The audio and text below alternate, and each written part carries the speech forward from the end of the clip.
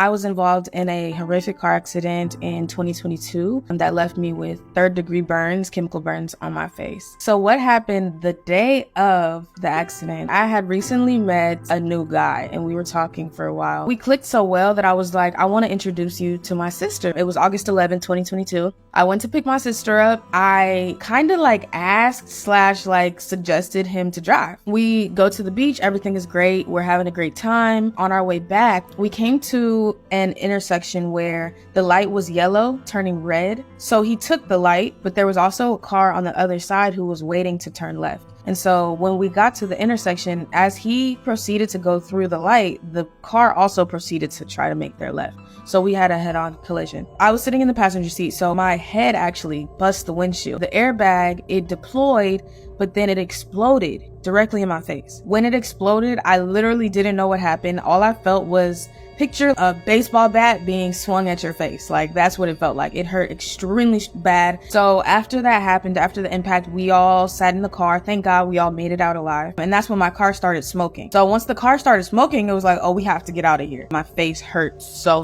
bad. So I asked my sister if she saw anything on my face. And she was like, don't panic, but your face is bleeding. So the very first day I had blood here, and then there was just kind of bloody scab. It was just kind of a mess. And I was panicking. Went to the hospital that night, and honestly, we didn't address the things on my face because I did have a lot of other bodily injuries. And at the time, I didn't know what that would turn into. So at the time, I just knew that it hurt. I had a really bad headache. For the most part, I wasn't dealing with my face. The next morning, my face was scabs, really just a bunch of scratches. They didn't really look fully developed yet. But when I woke up the next morning, I was extremely heartbroken. Now, not only did it hurt physically, I couldn't talk really because one of my main scabs was right here. So it was right at the bend of your mouth. So it's I couldn't talk, It hurt to talk. So when I woke up the next morning and looked in the mirror, it was one of the most painful things I've ever seen in my life just to deal with personally. To come out alive is a blessing, and I am immensely grateful for that, of course. But to come out, with something that you don't know what it is, you don't know if it'll ever heal, you don't know anything. You just know that this is now you, and this is the new you. I was kind of not showing my face for the next really couple months. I was in the house for the most part. Anytime I did go outside, I remember the very first time I did go outside, it was a couple days after the accident, and I ordered food. And the delivery person came to me and he handed the food off to me. Mind you, at this point, I've had the scars on my face for a while, so I'm not really paying much attention to it. So he hands me the food and he just looks at me like I was a creature. When I walked away, I was like, why do you look at me like that? And then it hit me that it was because my face looked like that. And I just started bawling, crying, because it was just this is me now, and to get looks that are just what is wrong with her? It really it felt crazy. What my mom and I ended up just kind of trying to figure out was, what could we put on this to help it heal? The main issue was that we did not know what happened. We did not know what my face, what was on it or what, exploded on it. We didn't know. So I tried to do some research, and I learned that there are chemicals within airbags. I guess once it's exposed to oxygen, it turns into nitrogen. And so nitrogen is a very strong chemical that when it lands on your skin, it can burn you, right? And so that's what happened to my face. For the next couple of weeks, I started to put, honestly, whatever I could think of on my face. Started off with Neosporin just because I knew that, whenever I have cuts and burns, I put Neosporin on that. So I was putting Neosporin on. I was putting aloe vera. And so my mom had an aloe vera plant, and I would just cut it and literally rub it all over my face multiple times a day, every single day. And also, I'm a huge fan of cocoa butter. I've been using cocoa butter even before the accident. I use it every day. It was completely healed. There was not a scar in sight. And I was like, whoa.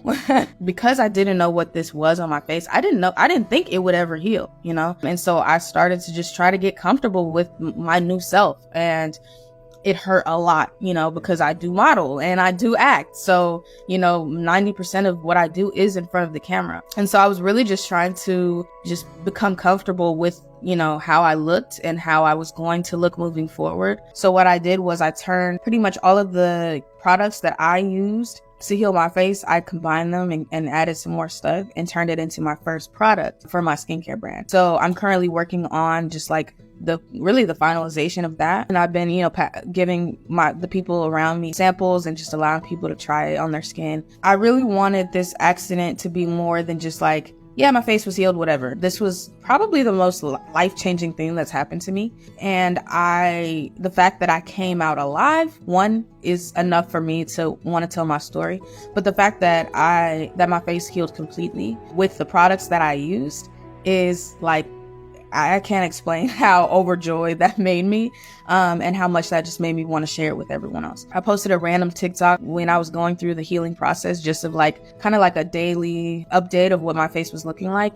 And there were thousands of people who commented or liked it or interacted with it and were telling me like, this same thing happened to me, but my face never healed. Like, what did you do? Things like that. And that is what really pushed me to want to, help other people with what helped me. But once I, shared my story, so many people were like, dude, this same exact thing happened to me. But the thing that really caught my attention was the fact that they were saying their face didn't heal. And so that really made me feel like I'm doing something right and that I'm very aligned with my purpose, to help other people. And so, yeah, I started creating that skincare product. I'm developing it into a body butter, so you can put it on your face or your body, and it's unisex. It's working. I'm not gonna lie, when I get in the car with people to this day, I still feel nervous. There is a subconscious anxiety that kind of takes over. Now, it's not intense to the point where I'm like, oh my God, I can't do this. But there's definitely, I'm very aware. Like when other people are driving me, I'm like watching the road the whole time. I hate when people are driving and like trying to talk to me and look at me. Like I'm very, very, antsy about certain things now. But yeah, it definitely changed my perspective with being in cars for a good amount of time. And, even me as a driver, it made me drive so much safer. It made me just really like understand like it's not that deep. When how people are driving and they speed or like they do too much, and it's like it's never that deep, because I almost lost my life to this. Now I'm much, much better, and I have a new car now, so I drive. Nobody's allowed to drive my car. But yeah, it's a lot better now. But I definitely do still have, some anxiety when I get on the road just because of that situation. And I really hope that when you guys go through things, of course it might affect you physically, mentally, whatever, like at the root of it, go back to who you are, like what makes you you beyond what you look like. I think that's extremely important, especially in today's society.